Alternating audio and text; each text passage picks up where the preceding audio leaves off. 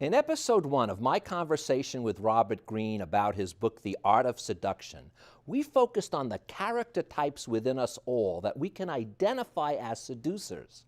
I'm Barry Kibrick.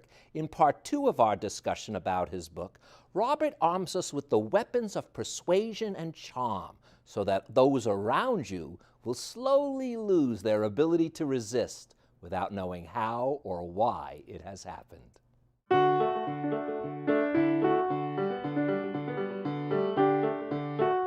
Between the Lines with Barry Kibrick is made possible in part by Sam Ash Music, a proud sponsor of Between the Lines with Barry Kibrick. Sam Ash has been serving musicians since 1924. To unlock your inner musician, information is available at samash.com. Robert, we joked a little bit before that I wasn't sure if you were the record holder or you were tied, but now this is officially the 6th episode of you on Between the Lines over the last 10 years. I'm aiming for 10, Barry. Well, then you got to write more, that's all, because I've had you on for every single book that you've put out, because you are a genius in my opinion. Am I seducing you? Yes, you are. Okay, very good. good. Very good.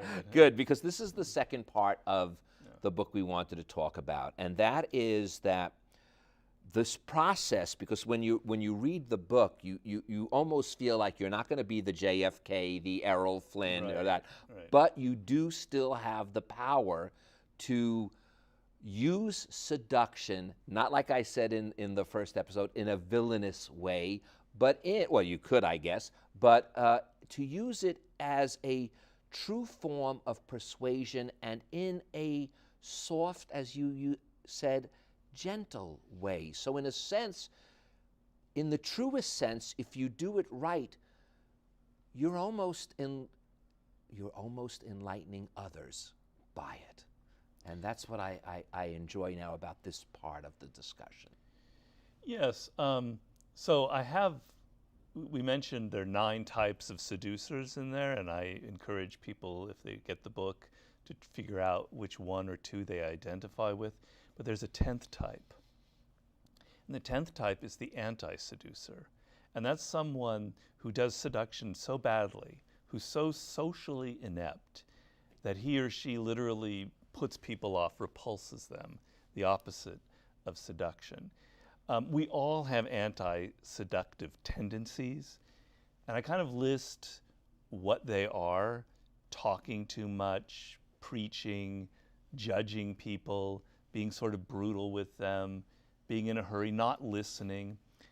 If you can just eliminate these anti-seductive tendencies, you're going to go a long way to improving your social interactions. Well, you even say the major rule: never be forceful or direct. Instead, use pleasure as bait, playing on people's emotions, which we did talk about in the first part, but really stirring desire. Right. Isn't that's what it is? It's stirring that desire. Right. And desire, it's not a bad thing to stir. No, not at all. You've got your work world. I'm trying to tell you that seduction is like this other area, this other realm that you enter. It's like a courtship, romance area, if it is a sexual seduction. You're taking somebody out of their day-to-day life. They work 9 to 5 at a job or wherever it is, and now you're bringing them into this other world where you take them to certain places that are special. You act in a different way. Maybe you dress in a different way. Everything's sort of heightened and dramatic, and maybe even slightly theatrical. And you're stirring something that they don't normally get at their job. Well, you say it. You say you're creating love and enchantment. Yes. Isn't that they don't get at their job or maybe even at home? Yes. And I think love and enchantment, it's that enchantment part that is even extra special. Not more important necessarily than love, but more important when it comes to fulfilling that role, that seduction. Yes. there's an aspect to this. Well, people will tell me, I'm a little bit older, I'm in a relationship. Seduction, what does it have to do with where I am? But what is the major complaint that people have, particularly women, but men also, who've been in a relationship for 3, 4, 5, 10 years, is that there's no more magic left. There's no more enchantment. You know the other person so well that there's no mystery left. They take you for granted. You see them every day doing the same things. So seduction is something that still goes on even in a relationship, even after you've been together for several years, where you don't have to do it every day because it gets tiring, but every week or month or so, you do something, you reseduce the other person. You show that there's still something they don't know about you. You reveal that there are depths to you and things that they never figured out before. There's still an element of mystery. There's still an element of drama. You're still put in the effort to take them to a place that they've never been to before. These are things that we don't have a lot in the world today. We don't live in a world with a lot of that kind of enchantment. Things are very direct and brutal, and I think people have this need. You use these words, and I think this is part of that enchantment, and that is we think more about what we want from others than what they could want from us. Right. Well, imagine a scenario that you probably would have in your life. Let's say I, Robert, want to persuade Barry to do something. We're always in that situation. The normal route that I would go in that, let's say I want to get you, Barry, to be on my show or something like that. The normal route would be, all right, I've got to get Barry to do this because I know he'll love my idea, et cetera, et cetera, et cetera. But what if I changed the whole direction of the thinking? Instead of thinking about me and what I can do and what I need and what I want, what if I went inside Barry's mind? What if I stopped all that internal monologue, blah, blah, blah, about what I want, what I need, and I went, Barry's a different person. He grew up in a different place than me. He's got different ideas. Try and put myself into Barry's shoes. What is it that will appeal to him? What is it that he wants? You might call it seduction, but it's actually just old-fashioned social arts of knowing how to interact with people, how to get outside of yourself and think inside their skin. I can never know, Barry Kibrick, what's in your mind 100%. That's impossible. But if I could get a little bit more of a sense of what makes you tick, it suddenly changes how I think. It suddenly changes our whole interaction. You feel that Robert is now paying a different kind of attention to you. He's actually thinking of what I want, and it just changes the whole dynamic between two people. That is one of the main parts of seduction. You give, in fact, an example. I can't remember the name offhand. Sukarno. Mm-hmm.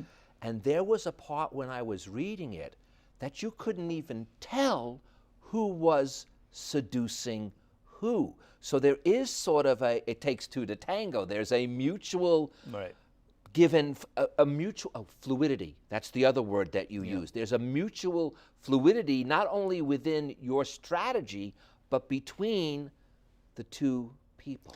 Yes, it's a story in there. Sukarno was a leader once dictator almost of Indonesia back in the 60s. And it's a story of the journalist Cindy Smith who's interviewing him. And the image in the West was this sort of brutal dictator. And suddenly this writer, this American writer, said, God, he's not like that at all. He's listening to me. He's doing what I want to do. In fact, she had the feeling she was seducing him. At one point, he said, I like the color of your hair. I want to have the same hair color. She goes, wow, this supposed dictator of Indonesia wants me to dye his hair the same color blonde as my hair. She thought, wow, I'm having such an effect on him. He's not what I thought. In the end, he was controlling the whole thing. I call that enter the other person's spirit. He was trying to be a sponge for her. He was absorbing her energy. He was trying to get inside her world, her way of thinking, and it completely worked like a charm. She found him suddenly not what she thought.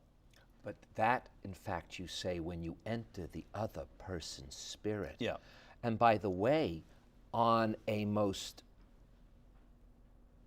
positive outlook, you literally are being, to a certain degree, as empathetic as one could be, because what is more empathetic than physically entering the spirit of another person?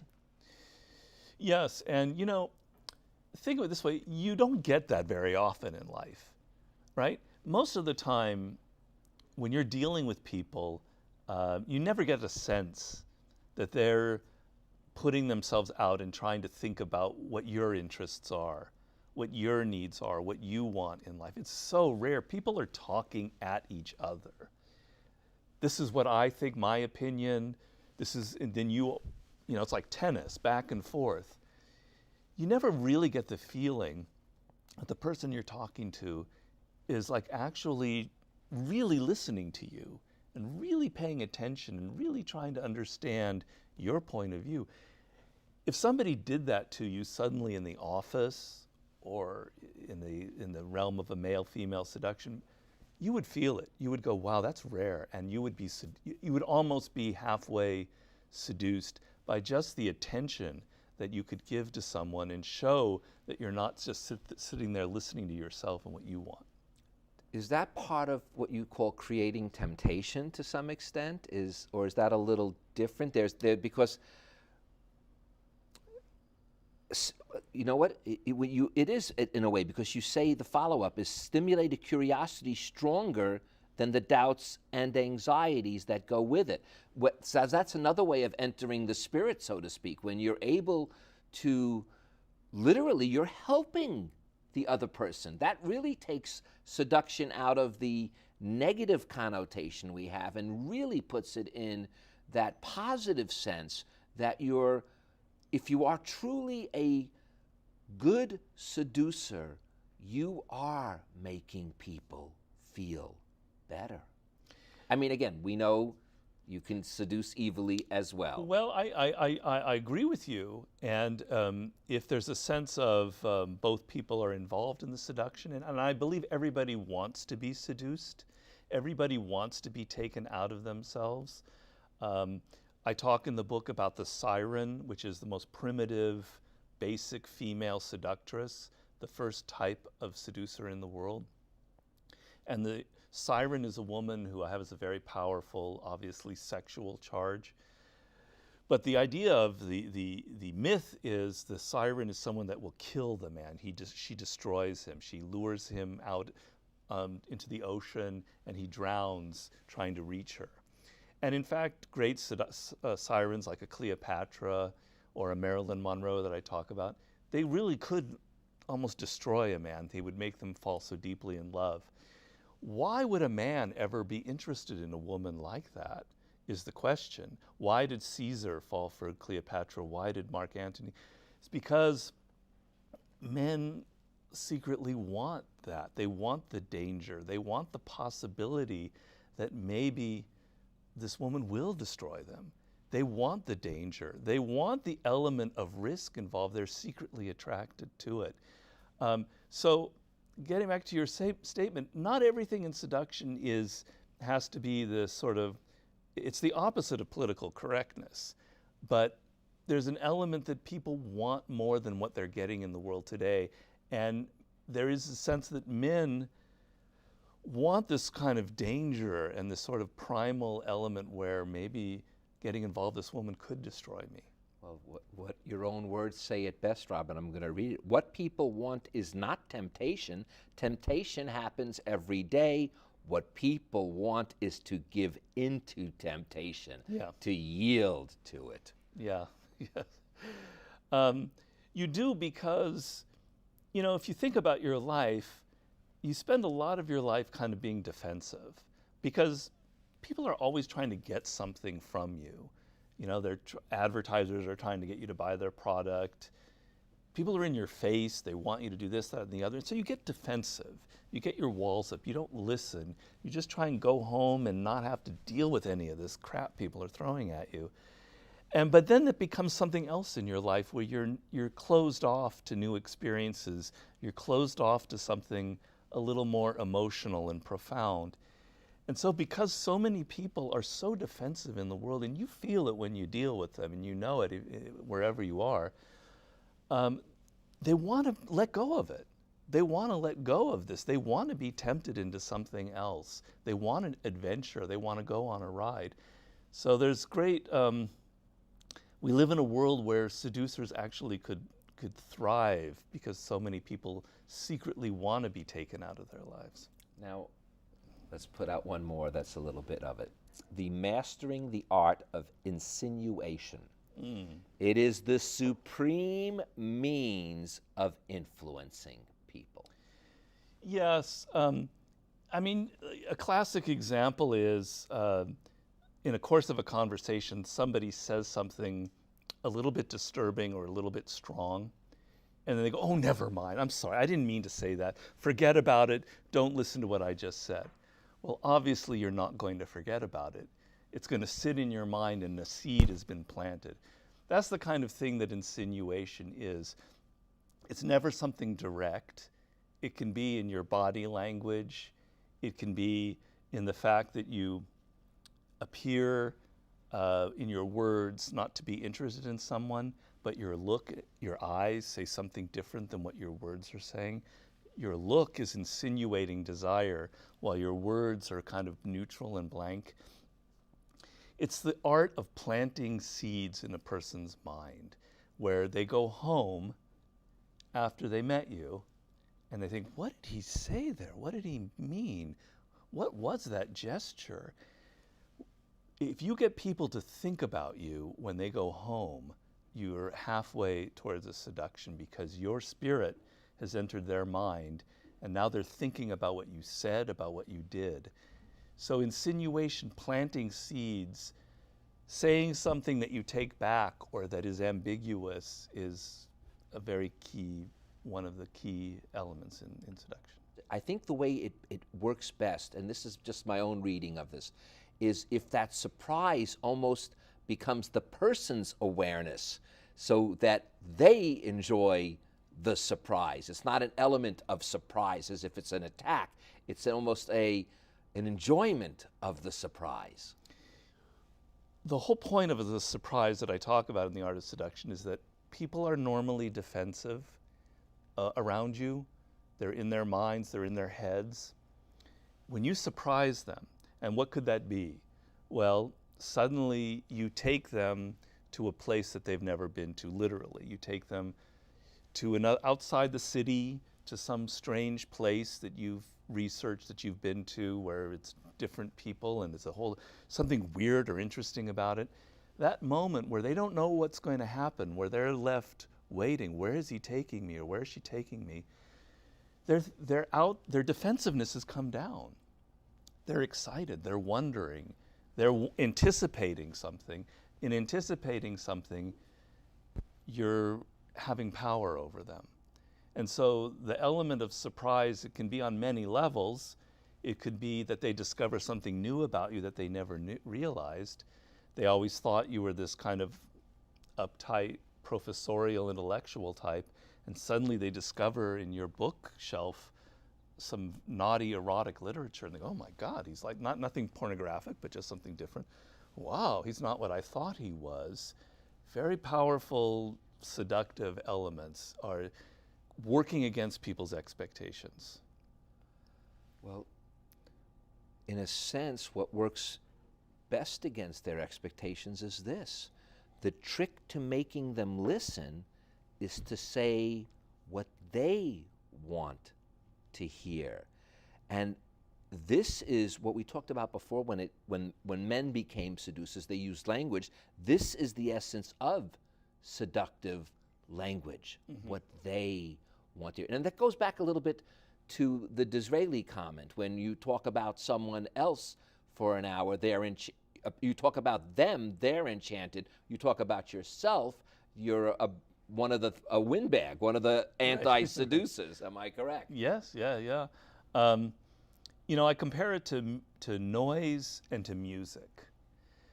Most of the time when you're in a restaurant and you're talking to people, you're hearing noise. You're hearing blah, blah, blah, blah, blah. This is what I think. This is what I did when I went on this trip. Well, when I went on that trip, blah, blah, blah. It's noise, and you kind of filter it out. But then there's music. Now, music, you don't like listen to the words. There's something else very primitive going on. It's affecting you emotionally, viscerally, physically. A rhythm to it. Even if they're lyrics, it's not the lyrics per se, it's a mood that's created. Well, that's what seductive language is. It's not noise, it's music. That can be where you're talking about the other person and enchanting them and saying, getting inside their spirit. Something what you're just talking about here, where the attention is on them and you're pulling them out and you're getting them to talk about their life. People love to talk about themselves. They love to talk about their childhood. Suddenly, the language that's being interacted is not just, yes, I did this today, yes, I did that. It's like, yeah, when I was 6 years old, I remember I was really blah, blah, blah about my father, etc. It's on a whole other level, the language that's going on between you. This is what you're after. You're not after exchanging banal information. You're after an emotional effect, and you're after creating music. I'm wondering now, we always talk about primal instincts, and the key, I guess, is fear. That's sort of the primal instinct that we have. Something as you're talking tells me that seduction is very close to a primal instinct. Yes, I think so. I relate it to childhood and to emotions that you had towards your parents very early on in life, to the feeling that you might have had if you were a boy to your mother or for a girl to your father, but it doesn't necessarily have to be that way. And I relate it to rituals of romance, like a mating ritual, like what animals go through, like courtship. I mean, I don't want to get too graphic here, but it's not, sex is never just sex for the human being. It's psychology. We're not just animals. We're involved in psychology. And you've probably had the experience that it's so much better when your emotions are engaged, when that person that you're physically involved with, there's a spell, there's something deep about it, you've wanted them, and now suddenly you possess them or whatever, it's deeper. That is very primal. And I relate it to something primitive. Initially, in our earliest ancestors, there were all sorts of taboos about who you could have sex with. Not obviously your sister, your parents, not your first cousin, not your second cousin, not your third cousin. Had to be this person on this mother's side, and da da da. And what happened in that moment, in those moments?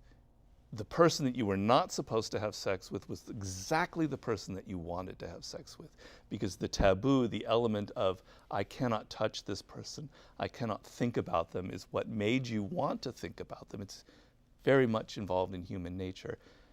A lot of our primal interest in seduction goes to what we're not supposed to have, and the fact that there's forbidden fruit, and it excites us. I'm just touching on what you're talking about, the primal aspects of it.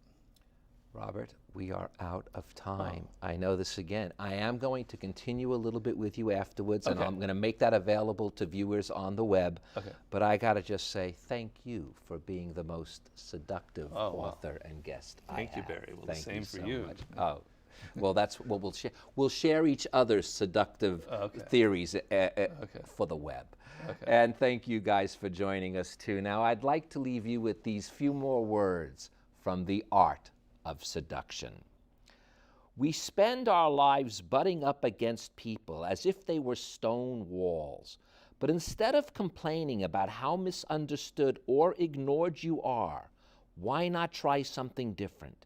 instead of seeing other people as spiteful or indifferent, instead of trying to figure out why they act the way they do, look at them through the eyes of the seducer. I'm Barry Kibrick. For all of us, between butting up against people and truly understanding them, lays the art of the true seductive powers that we have. Thank you, sir. Thank you, Barry. My pleasure. To connect with Barry, like him on Facebook and follow him on Twitter at Barry Kibrick.